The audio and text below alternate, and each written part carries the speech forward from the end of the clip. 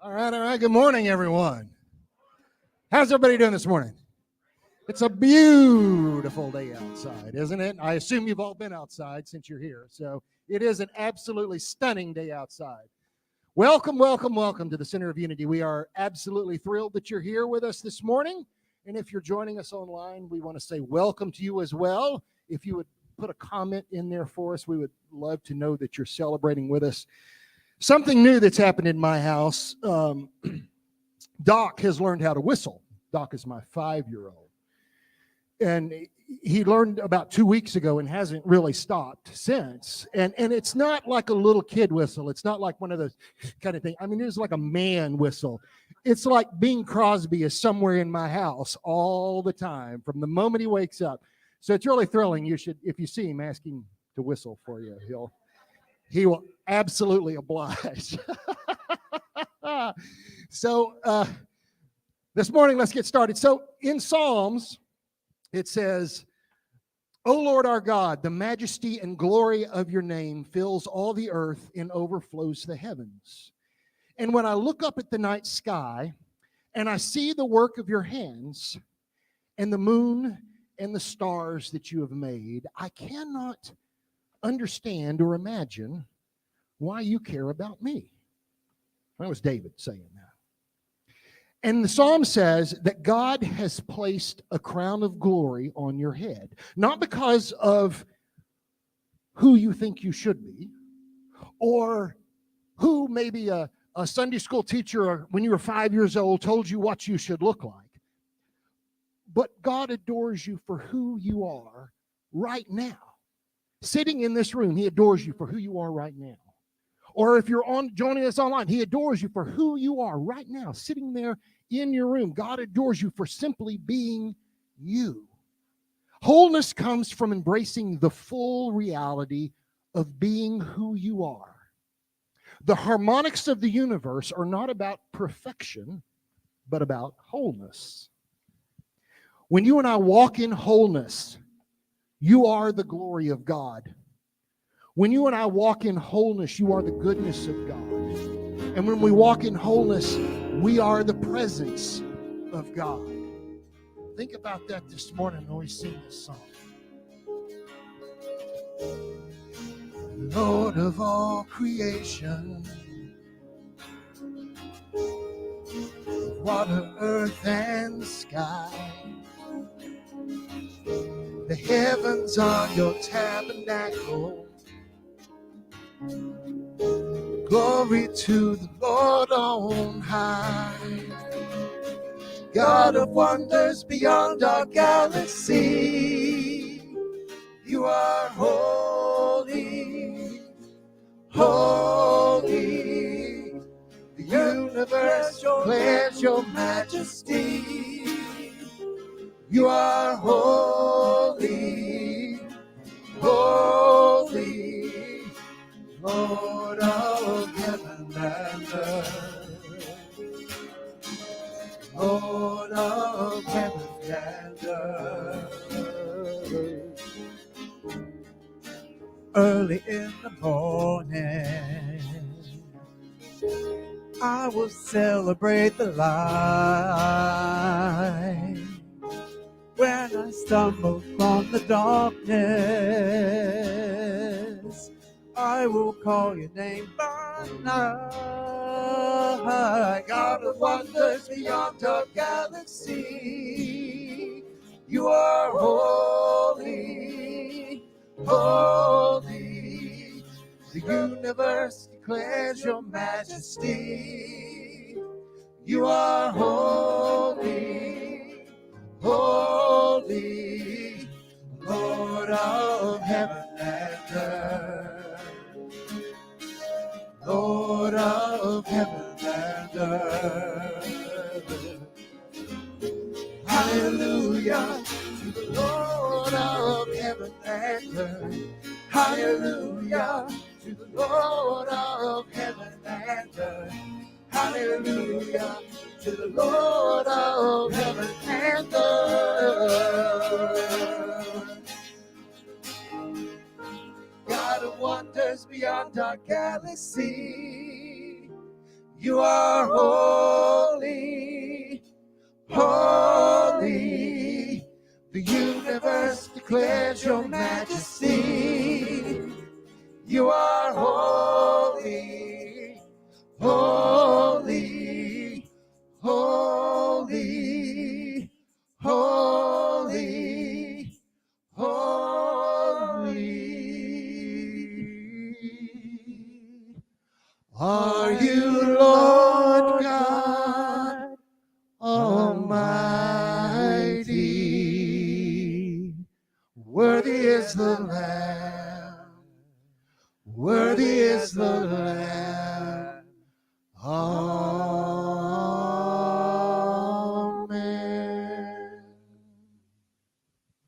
All right.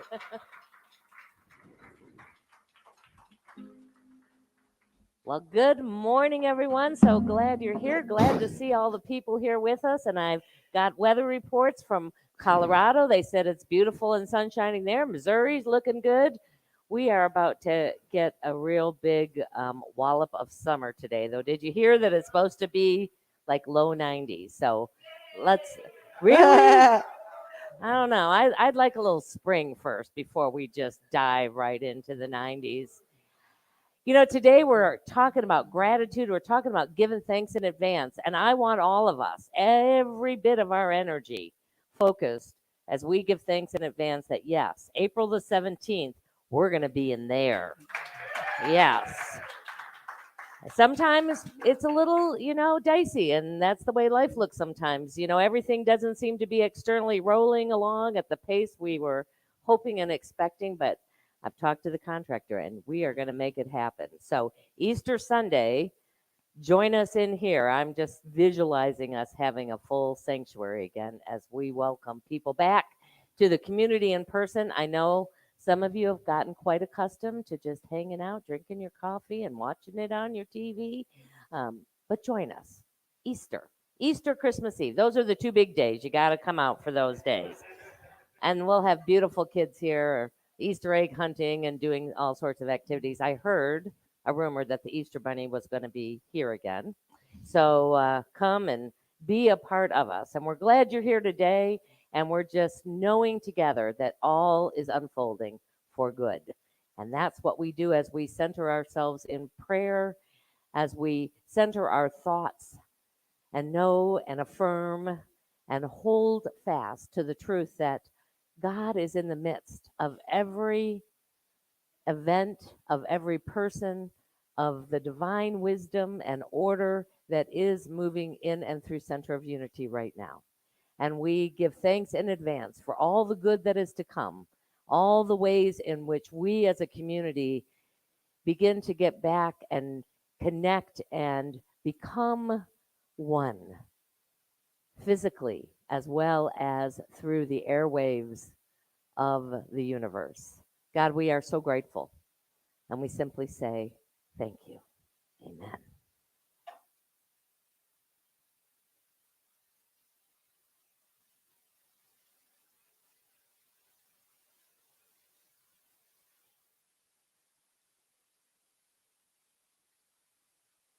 Good morning.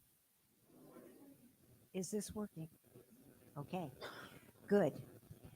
I'm Sharon, and today we're going to talk about unity principle number 1. There is one presence and one power in the universe, God, the good, omnipotent. Truly becoming connected with this powerful truth keeps us centered in our lives. We talk about these principles and beyond them, the values, because they are the bedrock, not only upon which unity is founded, but also upon which we can govern and may want to govern our lives. Several years ago, I was with my children in the mountains south of Taos, and I got up early and snuck away from my 3 little children and climbed up the side of the mountain. I was sitting on a rock, and as I looked up in the incredibly turquoise sky, I saw a hawk, and it was flying pretty high above me, and it caught the air currents, and you could see it just gliding there amongst the sky and the air. And I will tell you, my heart soared right along with that hawk. We were one in the middle of the universe. The center of unity value today is joy. And I did a little thinking as I was putting together these little words about joy, what it is, where it comes from, how we can have more of it. You know, that hawk really nurtures my heart and my spirit to this very day. And that's the thing about being aware of the presence of joy. It's a lifetime kind of gift if you let it. Usually, joy is simple things. It's not anything incredible. It's waking up with the knowledge that the day holds good things in it. There's a lot of discipline that can be present in allowing joy into your life. Sometimes it's easy to do it, sometimes it's not quite as easy to do it. In truth, joy is present everywhere, but we have to be open to it. We have to be willing to have it. The lessons that Reverend Linda has been presenting these last 3 weeks are really helpful. They've been very helpful to me. Stepping away from your problems, it's darned hard to have joy if you're really right down there in the dirt with your problem.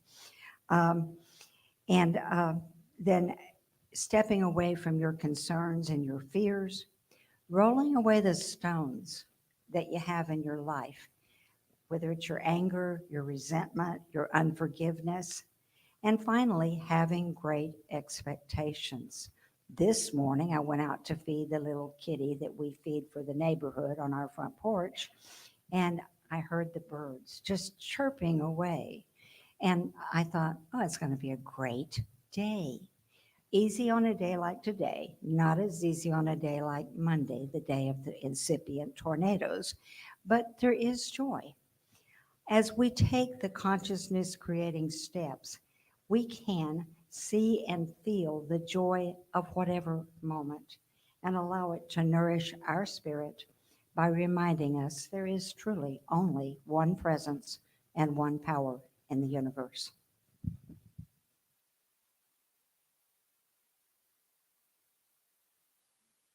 I'm not done. Y'all thought I was done. I thought I was done. Okay, the daily word is divine order. Divine order supports my life.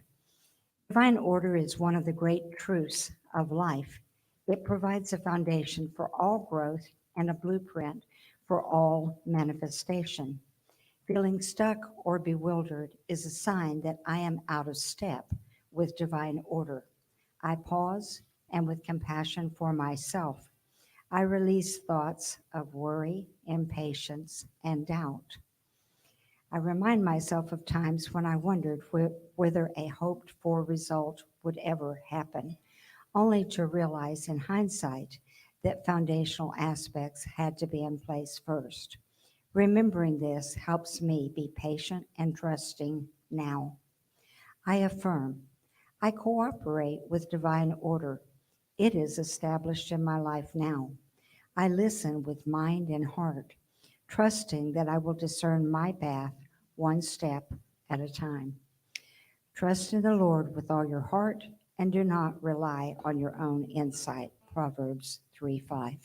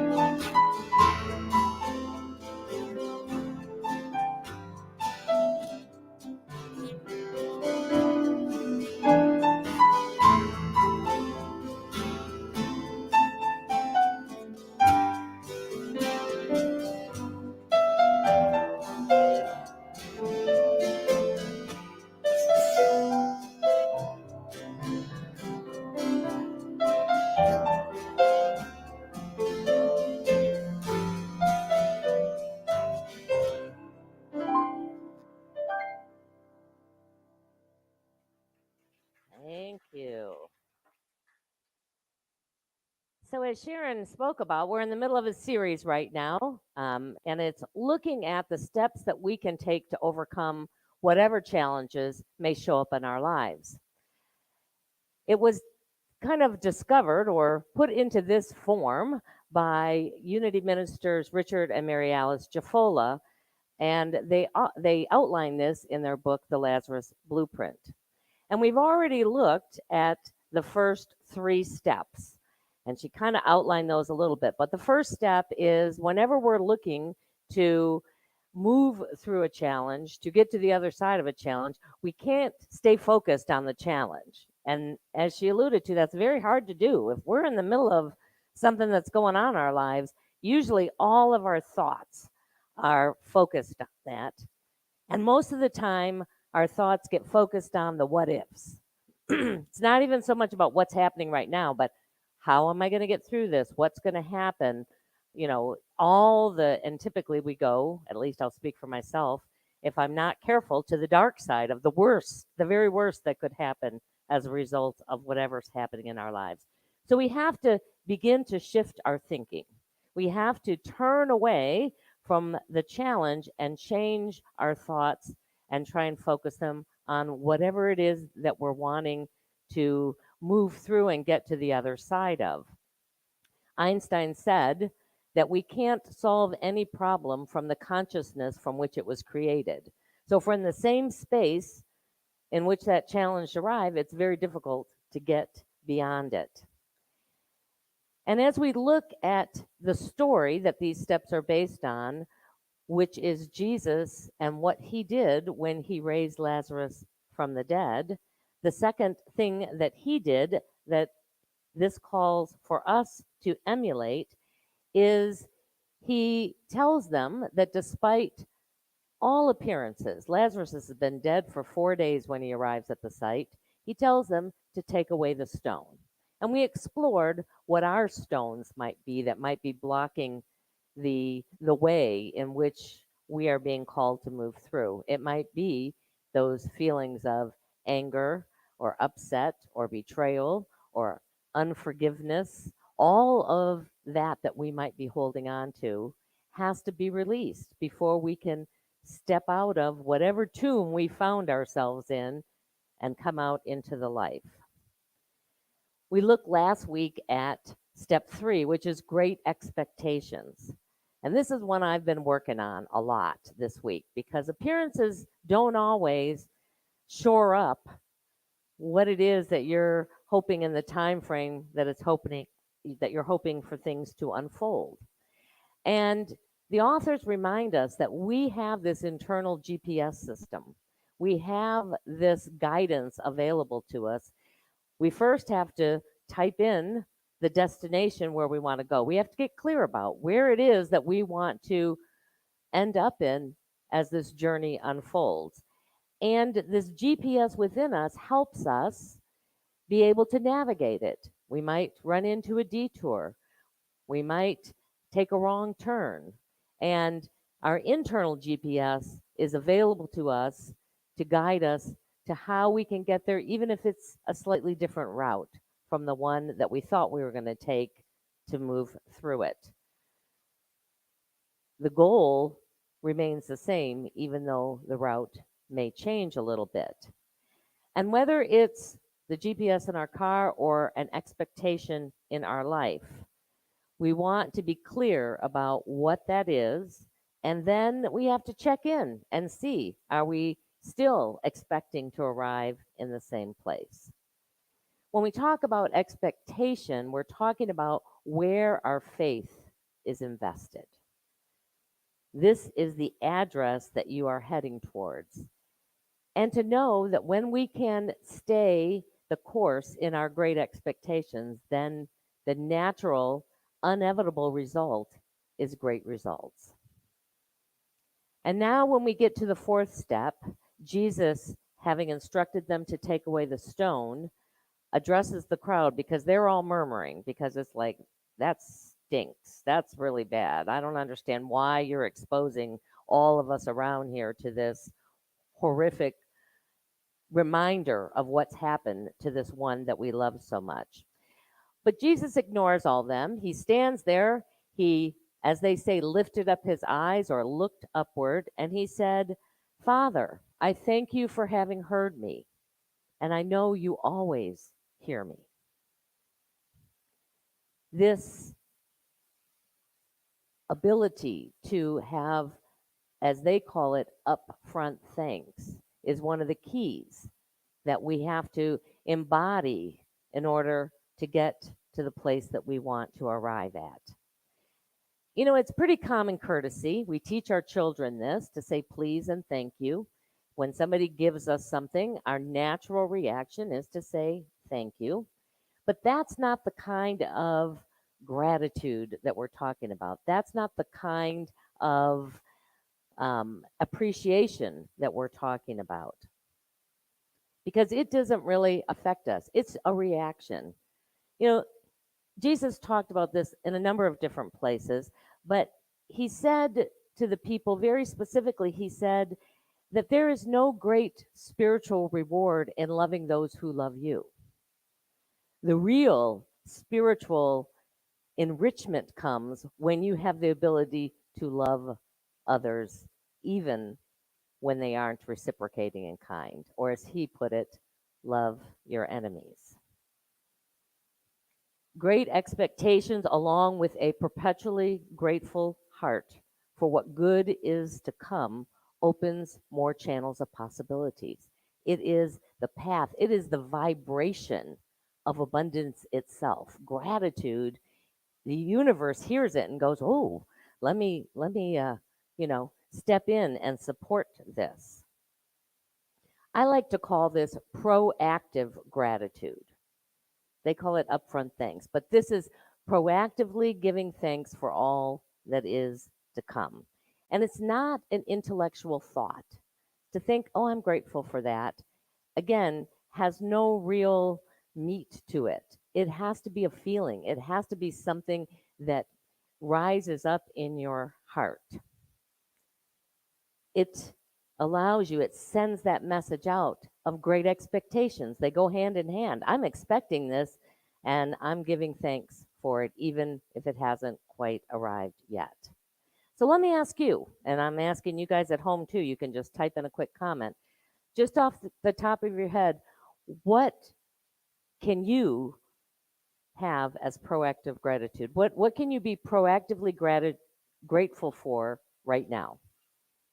Not what good is already here. What can you be proactively grateful for right now? The sanctuary opening. There, that's the best answer right there. We just had that at the beginning. What else? What else are you expecting in your life that you're going to be grateful for right now? The next paycheck. Proactively grateful for your next paycheck. A new kitchen. Ooh, yeah, you got to have some proactive gratitude going. Trust me, when you're in the contracting mode, proactive gratitude helps a lot. Yes.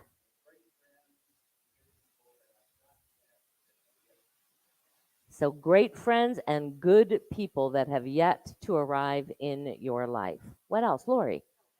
Health. Proactive gratitude for health. That's an important one. I have proactive gratitude for a healthy grandson that's going to be born here in a couple of weeks. And we're just knowing that that's true. Let's see. I've got gratitude for peace. So that's great, Julie. I know it's not always easy to experience, but by being grateful for it and expecting it changes us. It may not change anything out there, but when we change, our experience of everything out there changes. Because here's what I want you to know, that life responds to appreciation. Life responds to gratitude. There's been lots of studies done with plants and with animals. And when we love them, regardless of, whether they're looking beautiful or not. I have a cat who's 18 now. I have said to her for 18 years, "You are the sweetest cat. You are just the sweetest cat." And it's taken almost 18 years for her to get that message that she is a sweet cat. And most of the time, it's only with my husband and I. She still hasn't gotten that memo. When other people walk in the door, she can be sweet to them too. I can only do so much in a lifetime, but I think that's a huge shift for this poor creature who came in. Everybody feels better when they're appreciated. There is a vibration that happens, there is energy that happens when we are appreciated, not for what we've done, just for who we are and the way that we are showing up in life. Positive words and reinforcements like the ones, and hopefully you got gifted a little card today. If not, there's some in the baskets here. You can pick one up. Create more proactive gratitude. The more we can be focused on the positive aspects of who we are and how life is unfolding, the more it will create that which reinforces it for us. And it's not just about thinking it or even feeling it. We have to be willing to speak it. You notice Jesus didn't do a silent prayer. He didn't just pause for a moment and close his eyes and send up a thank you to God, or he said it out loud. And he says he said it out loud, not for himself. He's like, I already know this. I know it at every, cell in my body. But I've said it so that the people around me can also begin to tap in to this same awareness, that they can also be in that state of expectancy with me. There are lots of places in the Bible where we see this practice of Jesus doing this upfront things, this proactive gratitude. And usually, the way it's described is that he looks up.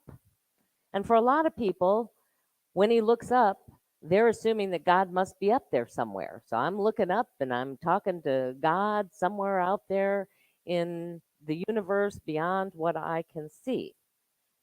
And yet, metaphysically, if we can understand this for ourselves, when we lift our eyes, what we're doing is seeking a higher level of thinking about it, of feeling about it, of consciousness about it.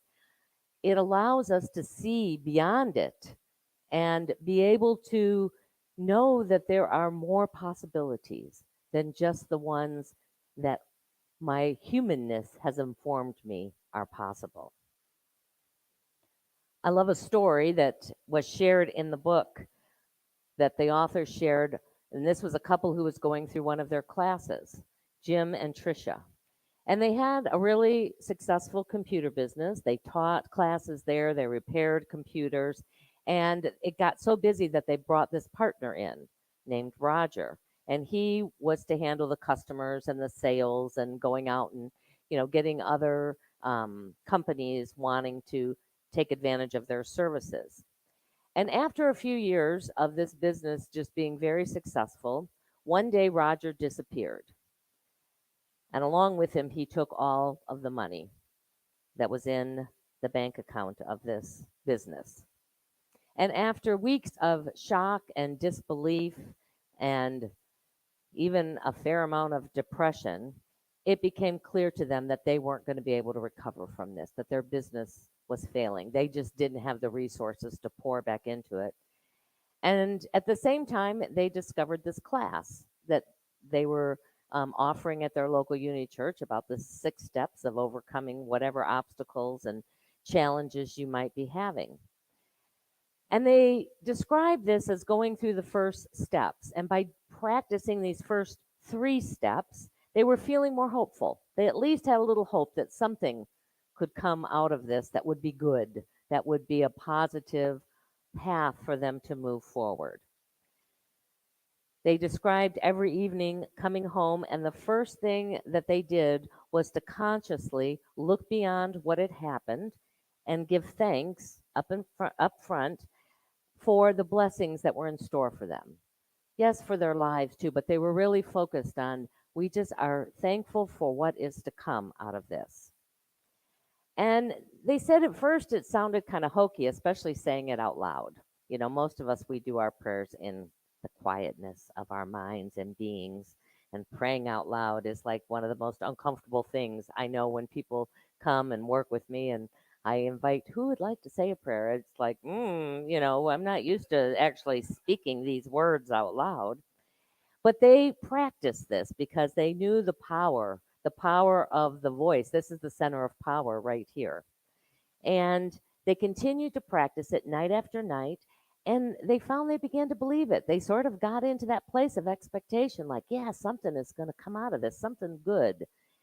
And one evening, they said, out of the blue, popped up this thought that they should create a bed and breakfast out of their farmhouse that they lived in.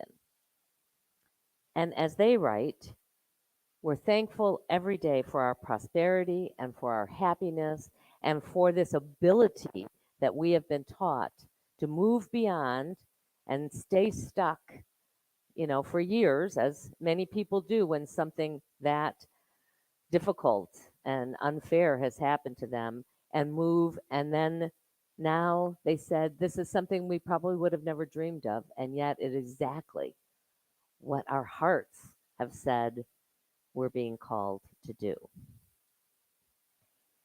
They illustrate an important element in this step.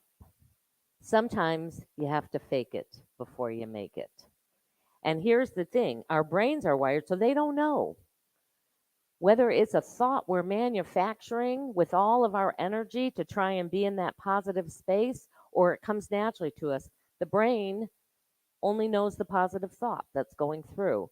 And every thought that we have produces these neural pathways. The more we think it, we create a path so that it's easier and easier to then access it. When we're first trying to do it, it can feel a little odd and it doesn't feel like it's doing much, but the more we practice it, the more it opens up within us to see and to be able to receive the kind of thoughts that show up that allow us to look at and to engage in life differently. Jesus, as I mentioned before, completes this part of the step by saying, I know you always know, but I've said this for the sake of the crowd. And the crowds in our mind are those thoughts. It's those thoughts that tell us it's all bad, nothing's going to work, this is the way life is, you're just going to have to suffer through it. So when we change our thoughts, when we can change the way we think and feel about something, then it opens up something different for us. This is the power of positive affirmation that we teach in Unity. We don't do it because we're just trying to be fake or put on a show. We do it to change our own minds and our own hearts. And when we do, it allows us to shift the crowd. If you think of the crowd that Jesus was talking to as our thoughts, into believing and perceiving beyond just what the physical senses or what the activities that are happening right now might inform us of. So that's our opportunity, and we're going to get to put it into some practice right now as we move into a time of meditation.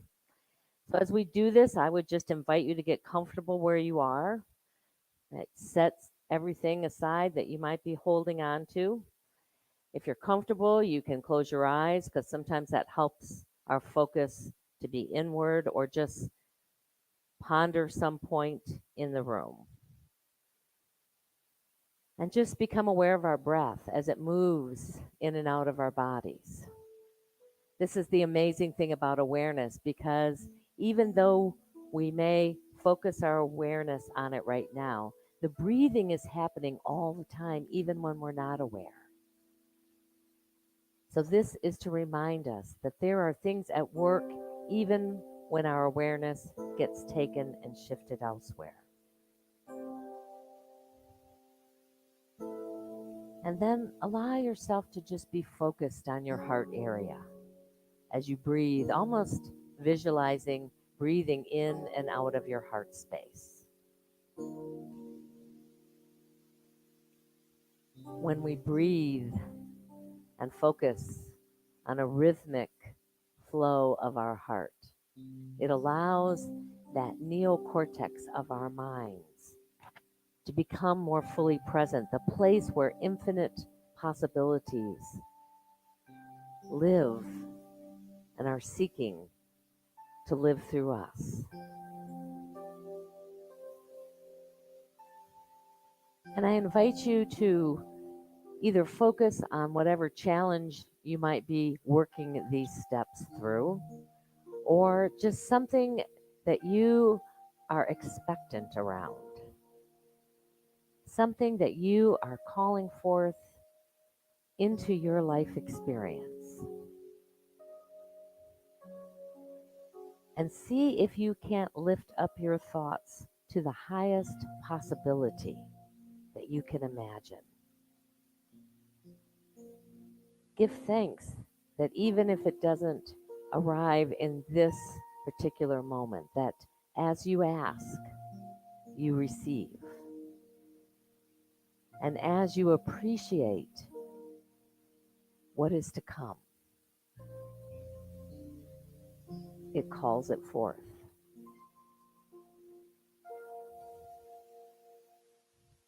Give thanks for the flexibility to be able to navigate around detours or wrong turns, knowing that as you are attuned to the God wisdom within, you will arrive at your destination.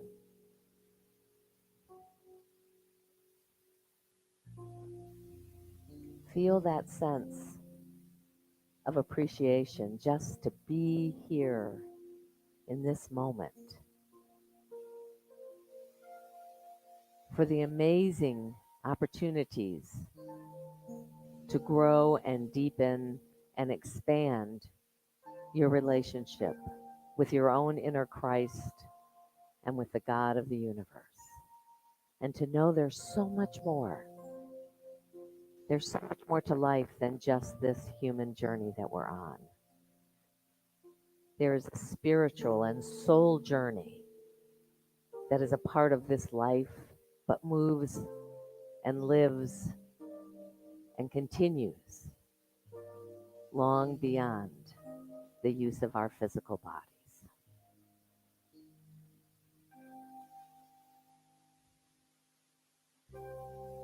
Just take a moment and see if you can't imagine that gratitude and appreciation bubbling up and overflowing out of your heart. So that every cell, every atom is now infused.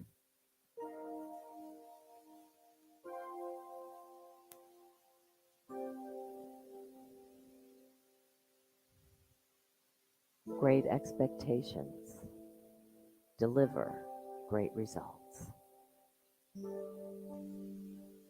And so we give thanks for all that is to come.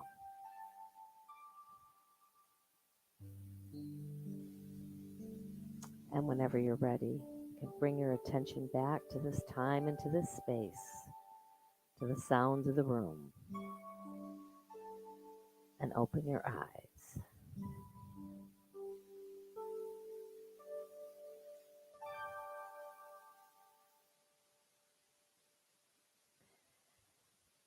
So Emerson said that once you make a decision, the universe conspires to make it happen. Probably our biggest challenge is we make lots of decisions and we contradict those. We make a decision one day and we go, oh no, I don't want to. I'm not sure if I can do that. Maybe I'll try this. So once we make a decision and can stand firm in that decision, the universe conspires to make it happen. The universal creative intelligence living in you and as you is always on your side, always working on your behalf. And this spirit of life requires only two things of you: your invitation to allow it to work, and your great expectation with gratitude that it will. Trust the spirit of life and be grateful and know that it is calling forth the very best for you, and it's guiding you there every step of the way. So, as we're doing in this series, I've got an affirmation for us to say together. All right, join me. Let's speak these words as if we mean them. I center my thoughts on positive changes taking place right now. I give thanks in advance for all the good to come. Thank you, God. Amen. Very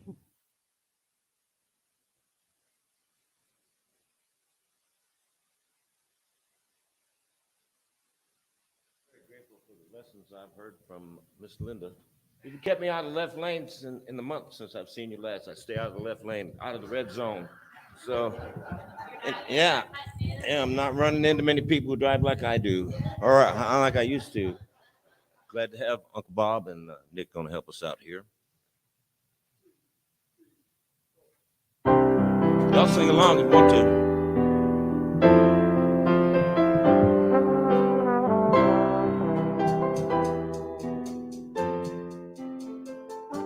I see skies are blue and clouds are white. Precious day and sacred night. I think to myself, what a wonderful world. I see trees of green, red roses too. I see them blooming for me and you. Don't I think to myself, what a wonderful world.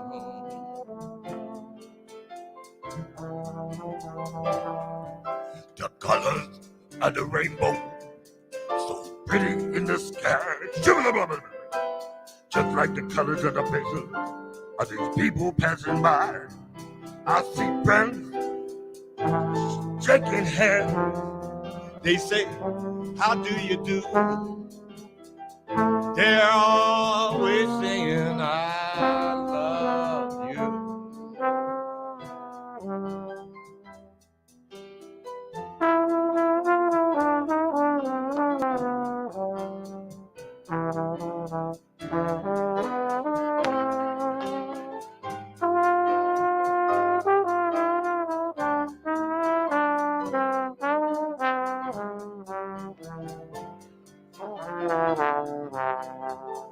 I hear babies cry.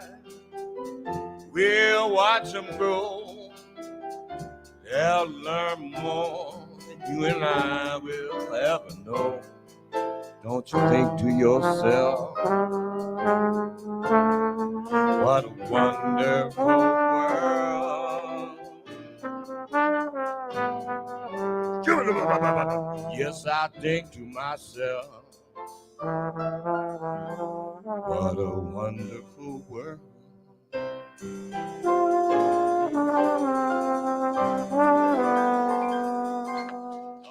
Thanks, y'all.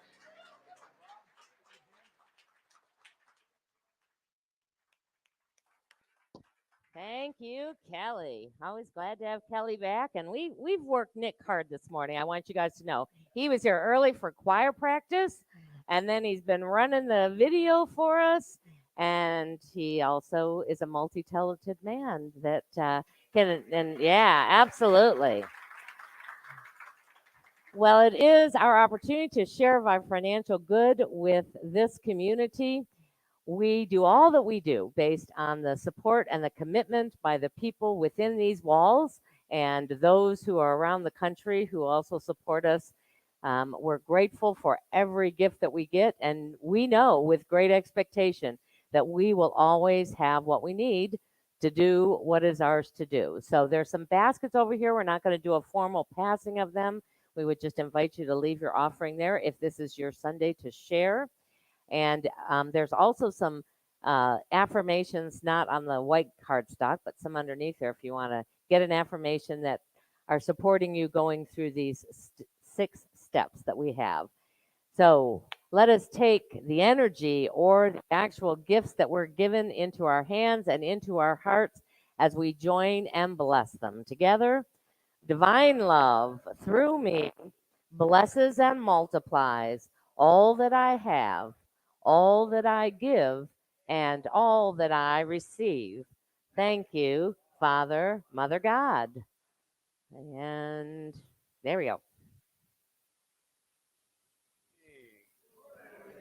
And welcome everyone. If you're watching us for the first time, we're glad you've chosen to join us. We invite you to visit our website and fill out the Connect card. And if you're local, we invite you to visit in person. If you're visiting us in person for the first time, please complete a visitor card found on the tables with the offering baskets over here and drop it in the basket or leave it at the visitor desk. And we do welcome all of you. And I have to say something just for a second. I started coming to Unity about 5 or 6 years ago, and I'm 65 now, and I was always the youngest person in any group I went to. So, and now I look out here and I'm the old guy. And it's such a wonderful feeling, I tell you. And I think we are blessed by all of you coming here. I just am truly, truly excited. Appreciation this week goes to the cleanup crew that was here working this past week. It was Sharon and Wes Crowder, Phyllis Lampett, Harry Lampett, Kristen Pope, and Reverend Linda. Step by step, I don't know if you can feel the floor moving, but we're going to get in there. They made great progress in cleaning up and reorganizing the kitchen and this space, cleaning the refrigerators, and if you know how refrigerators get, that they needed cleaning. Small freezer, rearranging the cabinets and pantry, and Harry and Phyllis put a polyurethane coating on that so it wouldn't absorb nasty things. And so we're so appreciative of the labor of love that's gone into this. And so to Sharon, Wes, Phyllis, Harry, Kristen, and Reverend Linda, we love you. We bless you. We truly appreciate you. And we behold the Christ in you. Namaste.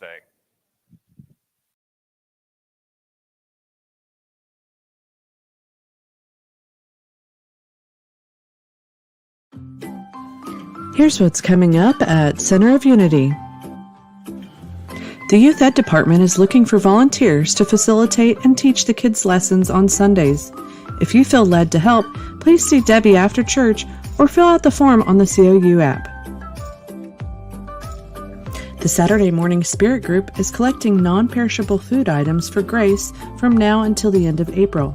Please make sure that what you're donating hasn't expired. Donations can be left in the bin in Fellowship Hall. You can find a list of needs at gracegrapevine.org. Our sanctuary grand reopening is on Sunday, April 17th, and we need you to help spruce up our church home before then. There are inside and outside projects needing to be completed. Please contact Mary Salerno to let her know what you can do to tidy up our spiritual home and when. Donate a bag of eggs. In preparation for Easter, we're asking for donations of fillable eggs and wrapped candy for the Easter egg hunt. Look for the labeled basket in the COU Kids hallway. We have a variety of online classes available each week.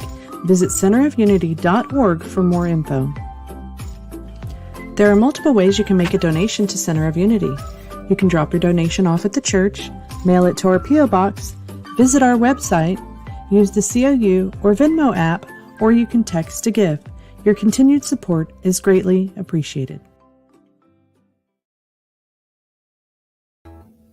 Thank you, everybody, for joining us. Bob, the band, Kelly, thank you very much. Nick, that was great. And I just want to say one more thing. You can. Kenny last week was phenomenal. He did such an outstanding job in his theater production. I have heard narrations before, but that was one of the best I'd ever heard.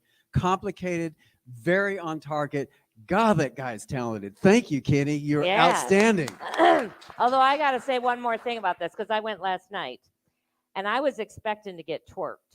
I just got more of a, I didn't. So I have to teach you what twerking really is. If you're going to say you're going to twerk from now on. That was my main reason for going, is I had to see it. So, but he was great. I told him today, I was like, I can't imagine memorizing that much dialogue. It was phenomenal. The whole play was great. So yay. All right. Yay. All right, everybody, why don't you stand together and let's do our peace song.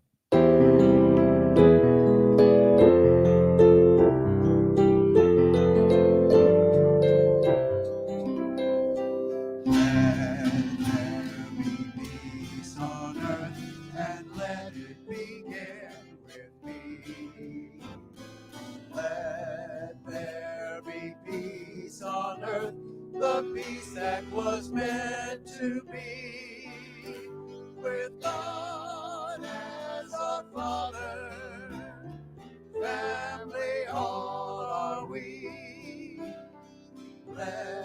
walk with my family in perfect harmony.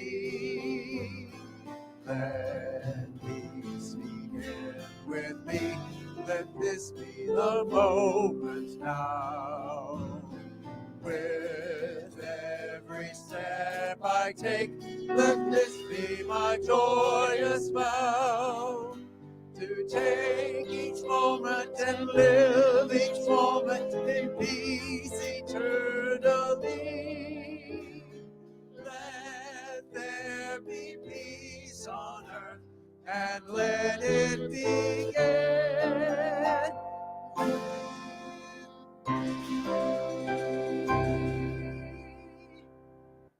And so, as we go into this week giving thanks with great expectation of what's to come, we go knowing our prayer for protection. Together, the light of God surrounds us.